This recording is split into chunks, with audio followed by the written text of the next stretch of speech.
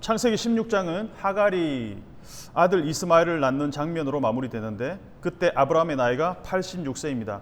그리고 17장 1절은 순식간에 13년의 시간이 흘러서 아브라함이 99세의 나이가 되었습니다. 그러니까 한 절 사이에 13년이 흘러버렸습니다. 이 한 절 사이에 13년 동안 과연 어떤 일이 있었을지 그 행간의 의미를 살펴보는 것도 굉장히 의미 있는 작업이라고 할 수 있습니다. 하갈이 사례를 피해서 도망한 광야에서 하나님을 만났습니다. 그리고 아브라함의 집에 돌아와서 하갈이 아들을 낳았을 때 아브라함이 하갈에게 알려준 그 이름, 그 이스마엘이란 이름을 지어 주었습니다.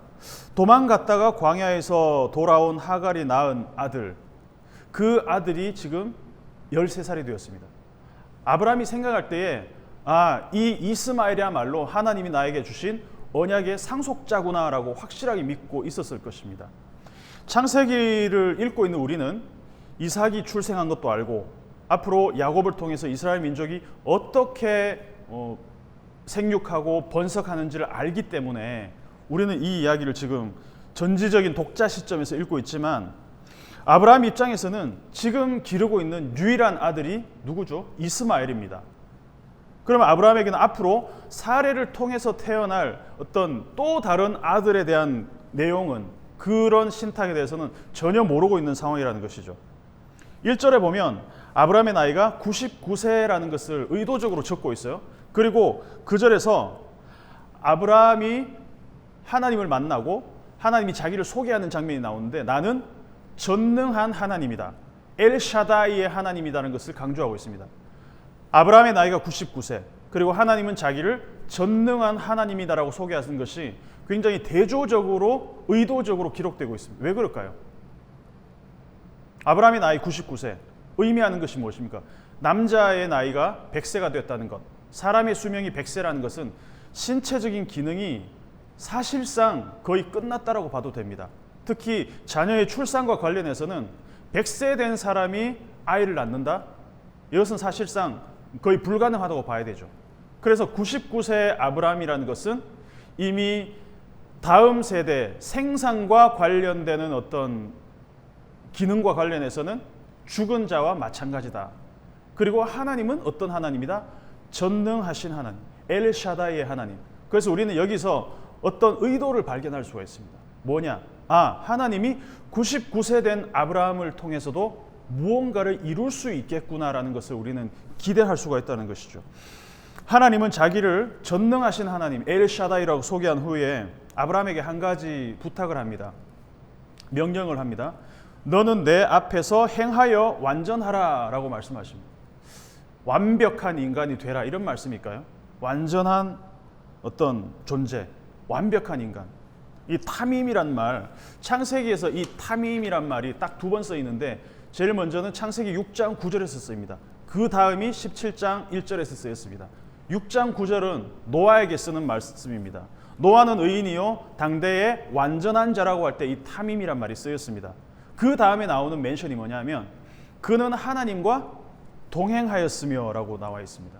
그러면 노아의 어떤 의인이고 당대의 완전한 자, 그 다음에 나오는 표현인 하나님과 동행했다는 표현을 연결해서 생각해 본다면 완전하다는 말의 의미를 조금 유추해 볼 수가 있을 것 같아요. 동행했다, 하나님과 함께 걸었다, 이 할라크라는 단어를 쓰고 있어요.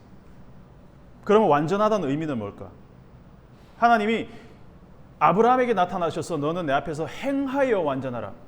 행하다는 말이 할라크, 걷다는 뜻이죠. 그러니까 노아의 완전함은 하나님과 함께 걸음으로 완성이 되었다고 한다면 하나님이 이 아브라함에게 원하시는 완전함 또한 하나님 앞에서 하나님과 함께 걸어감. 내 앞에서 행하여, 내 앞에서 걸음, 나의 앞에서의 걸음이 완전하라. 결국은 내 인간의 어떤 완벽함을 추구하는 것이 아니라 하나님과 동행함이 완전함과 연결이 된다는 의미로 우리는 해석할 수 있을 것 같습니다. 그래서 하나님이 아브라함에게 약간은 책망하는 어투로 너는 내 앞에서 행하여 완전하라라고 말씀하신 이유는 현재 아브라함의 걸음이, 아브라함의 이 행보가 하나님과 동행하는 것보다는 아브라함 개인의 독자적인 행보에 가깝다라고 하나님이 보시기에 아마 이런 명령을 하셨던 것 같습니다. 그래서 우리가 아브라함의 이야기 전체를 읽어 나갈 때 어떻게 읽어야 될 것인가? 우리는 그냥 단순히 아브라함의 이야기를 읽는 독자의 자리에서 벗어나서 아브라함이 함께 하나님과 걸어가는 이 여행의 스텝에 우리도 동참을 해서 읽어야 된다는 것이죠. 그래서 아브라함 이야기는 함께 걷기의 이야기입니다. 믿음이라는 것은 지난번에도 얘기했지만 믿음은 함께 걷기입니다. 완전하시고 전능하신 엘샤다이의 하나님의 그 걸음에 보조를 맞춰서 동행하는 것이 믿음의 여정이라는 것이죠. 아브라함은 갈대아 우르에서 나고 자랐습니다.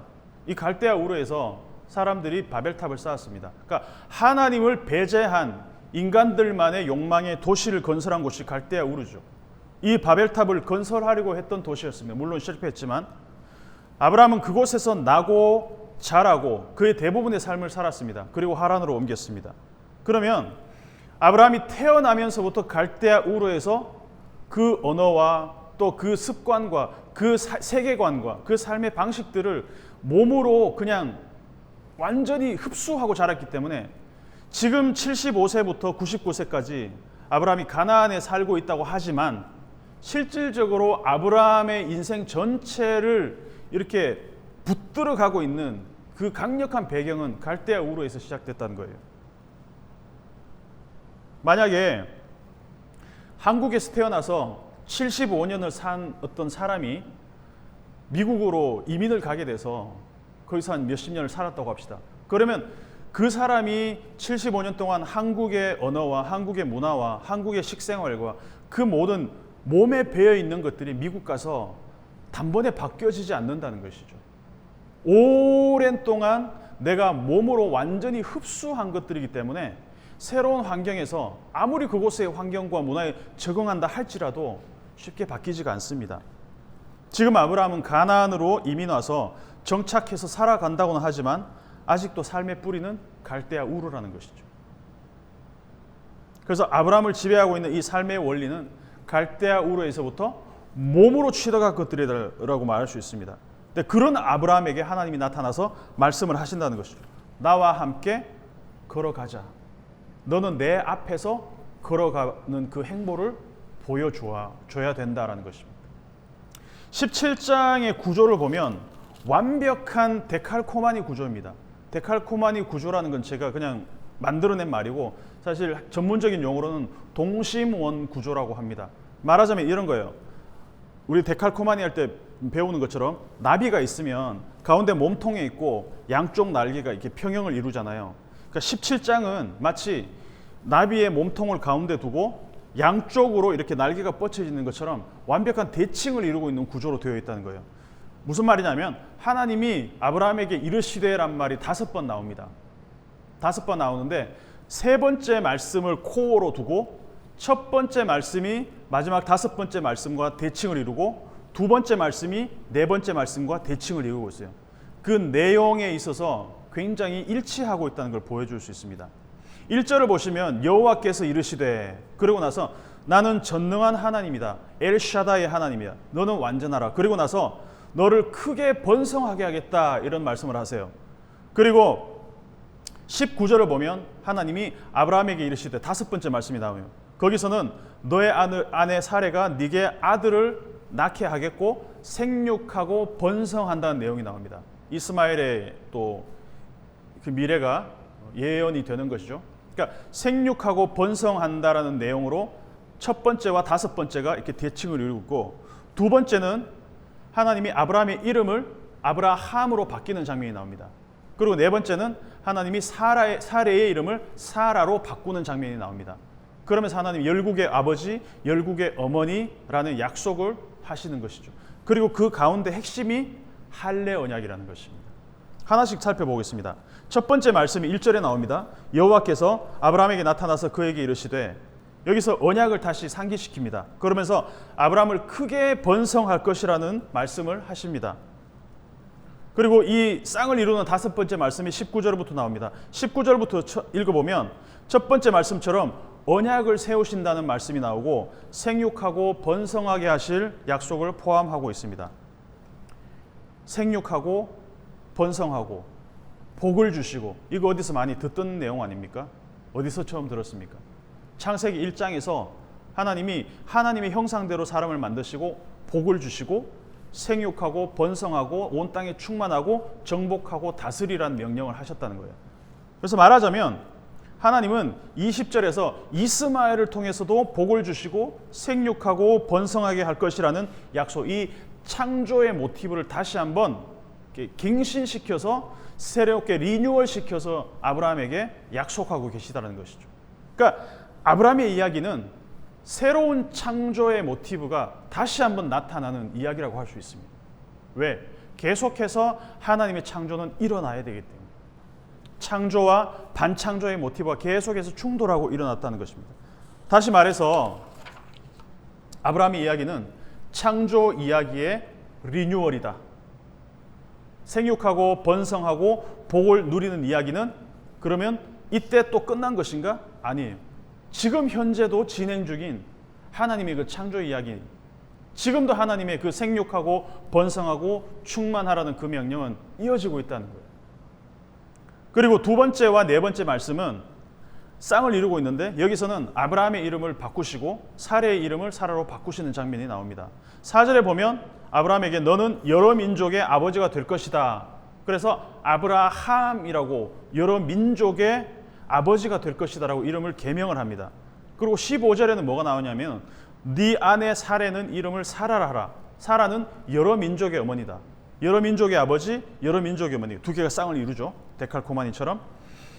그러면 자, 여기서 우리가 하나 생각해 볼 수 있죠. 여러 민족의 아버지와 여러 민족의 어머니 사이에서 태어난 자식들이 민족을 이루고 왕들이 나올 것이다. 그러면 우리는 뭘 예상할 수 있습니까?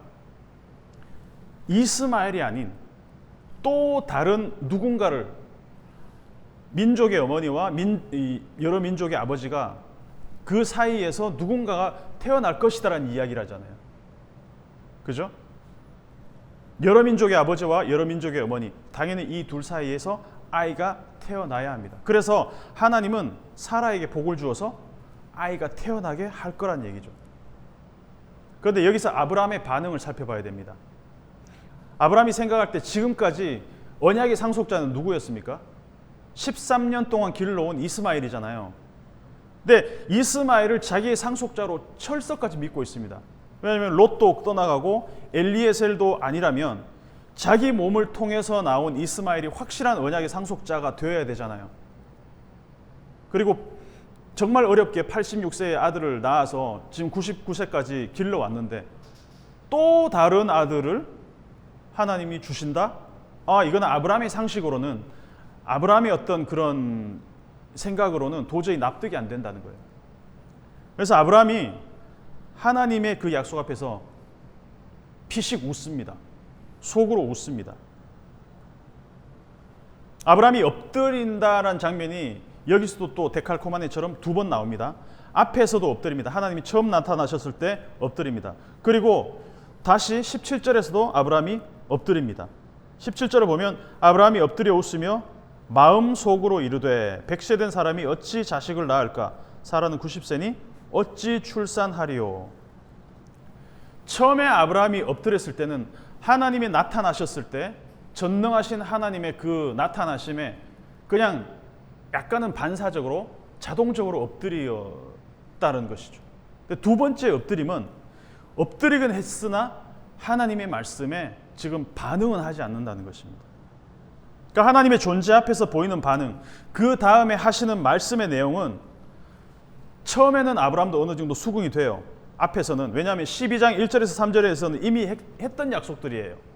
그리고 여러 민족을 이룬다는 약속도 다시 하셨을 때 왕들이 날 것이라는 이때만 해도 아브라함에게 새로운 약속은 없어 보입니다. 그냥 지금 이스마엘을 통해서 이루시겠지라고 생각하고 있는 거죠. 그런데 두 번째 아브라함이 엎드렸을 때 17절에서는 좀 장면이 다르다는 것이죠. 하나님이 아브라함의 이름을 바꾸시고 사라의 이름도 사라로 바꾸실 때 지금까지 들어왔던 약속과는 차원이 다른 이야기를 하신다는 것이죠. 사라의 몸을 통해 아들을 낳게 해주신다는 약속. 여기서 아브라함의 반응이 진짜입니다. 뭐? 또 아들을 낳는다고? 이스마엘이 아니라고? 아브라함은 엎드렸지만 속으로 웃었다는 것입니다. 왜 이 반응이 다를까? 우리 몸은 자동적으로 엎드리지만 하나님을 경배하지만 우리의 마음과 정서는 하나님 앞에 엎드리지 않을 때가 있습니다. 우리는 찬양을 위해서 손을 들 때가 있지만 하나님을 경배하고 있지만 정작 우리의 손을 하늘로 뻗어서 하나님의 도우심을 구하지 않을 때가 있습니다. 그러니까 우리 몸의 동작들이 반드시 우리의 어떤 그런 반응을 100% 나타나는 것은 아니라고 할 수 있죠. 무릎을 꿇어서 기도하지만 정작 내 자아의 무릎은 꿇지 않을 때가 있다는 것입니다. 엎드리는 행위, 손을 드는 행위, 손을 모으는 행위, 무릎을 꿇는 행위 모두 하나님 앞에 반응하고 경건한 우리의 몸짓일 수 있으나 실제로 우리는 하나님 앞에 손을 안 들 수도 있고 하나님 앞에 내 자아의 무릎을 꿇지 않을 수도 있고 하나님 앞에 수긍하지 않는, 그래서 엎드려 있으나 실제로는 하나님 앞에 엎드리지 않는 경우가 있다는 것입니다. 왜 그럴까요, 여러분? 99세가 된 아브라함에게 아직까지도 가장 강력한 영향력을 행사하는 것은 하나님이 아니라 아직까지도 자기 자신을 이끌어왔던 그 갈대아 우르에서의 그 세계관이라는 것입니다. 우리는 자본주의 시대에 태어나서 자본주의 사고와 의식으로 세례를 받았습니다. 어릴 때 저는 유아 세례를 받았지만 사실은 저는 이 자본주의의 어떤 그런 흐름 가운데서 태어났기 때문에 저를 압도하고 있는 세계는 돈이 모든 것을 가능하게 한다는 그것이 저에게는 신앙과 같이 여겨지는 사회에서 살아가고 있었다는 것이죠. 아무리 태어날 때 유아 세례를 받고 주일 성수를 목숨과 같이 지켜온 사람이라도 이 돈이 모든 것을 다스리고 돈이 최고의 하나님이다라는 그 세계관, 이 자본주의 세계관을, 그 가지고 있는 그 세계관을 하나님의 창조적 세계관이 이길 수가 없다는 것입니다. 아이들이 일주일 내내 학교와 학원에서, 뉴스에서, 인터넷에서 이 자본주의적 세계관이 지배당하고 살아가고 있는데 주일 하루 교회에 출석한다고 해서 자신이 흠뻑 젖어가는 그 세계에서 완전히 나올 수 없다라는 것이죠. 여기서 우리의 궁극적인 절망, 기본적인 절망이 있다라는 것입니다. 그래서 우리가 의식적으로도 생각해야 될 것은 뭐냐 하면 우리가 하나님 앞에서 행하는 이 그 걸음에서 조금이라도 멀어지면 손쉽게 이 세대의 흐름에 우리는 쉽게 휩쓸려 갈 수밖에 없는 존재다. 그 정도로 우리는 연약한 존재라는 것을 우리가 의식적으로 생각을 하고 있어야 된다는 것입니다. 아브라함은 우리가 믿음의 조상이라고 알고 있습니다. 하지만 16장에서 아브라함의 모습, 아브라함과 사라가 이 하갈을 대하는 이 모습은 굉장히 실망스럽습니다. 12장, 20장에서 아브라함이 아내를 누이라고 속이는 장면은 굉장히 실망스럽습니다. 아무리 아브라함이라 할지라도 하나님의 말씀이 들리지 않으면 아내 사라의 목소리가 하나님보다 더 권위 있게 들린다면 아브라함이라 할지라도 하나님과 단절되어 살아갈 수밖에 없다는 것입니다. 아담과 하와가 그랬던 것처럼. 그래서 나는 지금 하나님 앞에서 걸어가고 있는가? 내 걸음, 나의 할라크는 하나님 앞에서 행하고 있는가? 그것을 항상 점검을 해야 된다는 것입니다. 의도적으로, 의식적으로. 세 번째 말씀은 이 17장 구조의 코어, 몸통에 해당합니다. 첫 번째와 다섯 번째, 두 번째와 네 번째 말씀이 이 나비의 날개였다면 세 번째 말씀은 나비의 몸통입니다. 데칼코마니의 이 몸통입니다. 9절부터 14절까지의 내용은 이 언약이 할례라는 의식으로 나타나는 것입니다. 할례를 받는다는 것은 어떤 그 행위 자체가 중요한 것이 아니라 그 행위에 포함된 상징적인 의미가 중요하다는 것이죠. 할례가 뭡니까?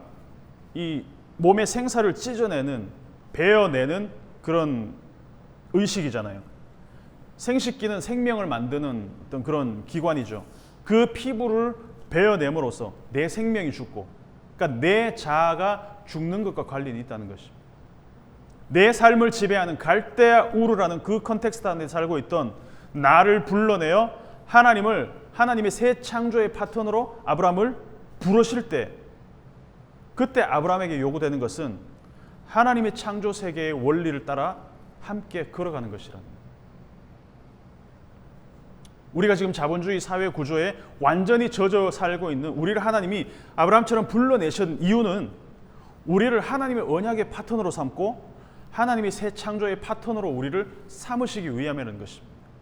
그래서 우리가 하나님 앞에 엎드릴 때 아브라함이 하나님 앞에 엎드렸던 것처럼 우리의 생각과 의식과 자아도 하나님 앞에 엎드려져야 한다는 것입니다. 내 나이가 99세인데 그러나 하나님은 엘샤다이의 하나님이시다. 나는 전능한 하나님이다. 이것이 의도적으로 대조되어 나타나고 있다는 것입니다. 하나님의 언약이 할례를 통해서 어떻게 일어나고 있는지 우리는 창세기 17장을 통해서 하나님이 아브라함 한 사람과 맺은 이 언약이 어마어마하게 확장되어 가는 모습을 볼 수 있습니다. 이것은 시간적으로도 공간적으로 시공간적으로 확장되는 언약의 확장입니다. 도대체 하나님의 창조 세계는 어떤 원리로 돌아가는가? 그 세계는 아브라함이 살았던 갈대아 우르와는 차원이 다르고 우리가 사는 자본주의 세계와도 그 결이 완전히 다르다고 할 수 있습니다. 옛날에 제가 어릴 때만 해도 이 대가족 사회에서 핵가족 사회 이렇게 바뀌어 가는 추세라고 얘기들 많이 했습니다. 근데 코로나19 시대를 지나면서 요즘은 나노 사회라는 말이 좀 더 트렌디하게 퍼지고 있습니다. 나노 사회. 완전히 핵가족 사회에서도 분화되고 쪼개어졌다는 의미로 쓰고 있는 것 같아요.